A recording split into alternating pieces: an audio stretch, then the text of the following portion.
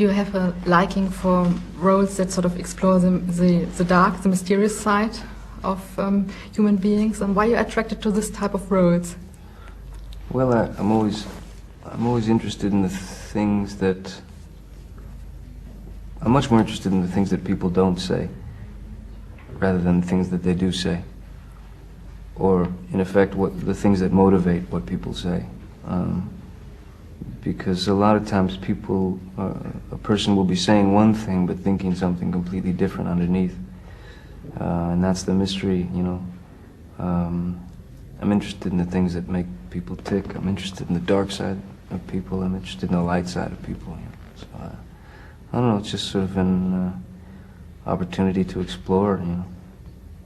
So when you accept a role, is it important for you that the character has odds and ends, and it's not just a smooth character, one-dimensional? Oh yeah, it's real important. I mean, that he's got some kind of, yeah, because everybody's got a past, you know. It's that he's got some past, some history, some likes, dislikes, wants, desires, hopes. Whether it's a character that actually existed or is still alive, or a character that you're sort of inventing from the ground up. You got to know their past, you know. You got to know where they came from. Eberlein is also a hero, if you like, with deficiencies. He's got a drug problem. Do you feel he's taking drugs for intuition, or because that's his only way of coping with life?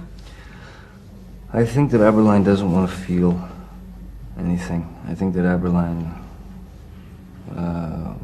is probably a hypersensitive man in a situation where he's exposed to a lot of things that affect him, and he's got a dark history and and situations and moments in his life that he wants to escape from. So I think that he doesn't want to feel. At the same time, I think in a way he's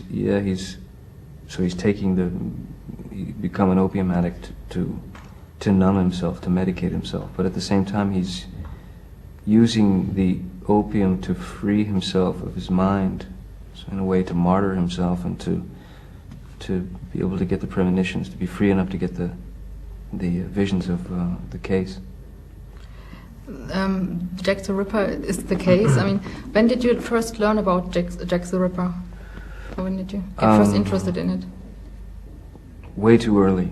I was about 7, 8 years old, and I remember seeing a documentary on public television about the Ripper, and just that began the fascination. You know, I was just immediately intrigued and wanted to learn more, and was amazed that such a huge case and such an awful crime had gone on unsolved for hundreds of years. So yeah, started early. So do you feel he's a modern murderer, if you like? I mean, murder is as old as mankind, but do you feel he's somehow modern in some ways? Or because, I mean, the motto of the film is he gave birth to the 20th century. Well, I think it's a pretty accurate statement. I mean, it's a pretty accurate line that he gave birth to the 20th century. I think it says a lot about the case and a lot about what followed. It was the first serial murder of its kind.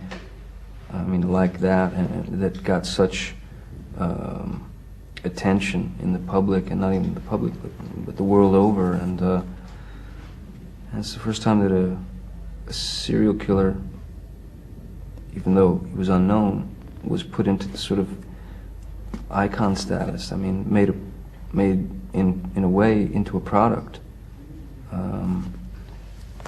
Much in the same way that you know, later on, you know, the image of Charles Manson, that image from Life magazine, sold millions of T-shirts. You know, yeah, it says a lot about how we look at crimes and such. It's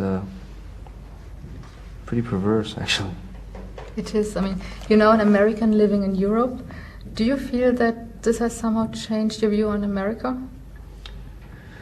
Well, no, it hasn't changed my view on America. America's a great country with great people in it, and it's done a lot for me, and it's a beautiful place, you know. And I love it, you know. But at the same time, you can love something like that and be disappointed in it.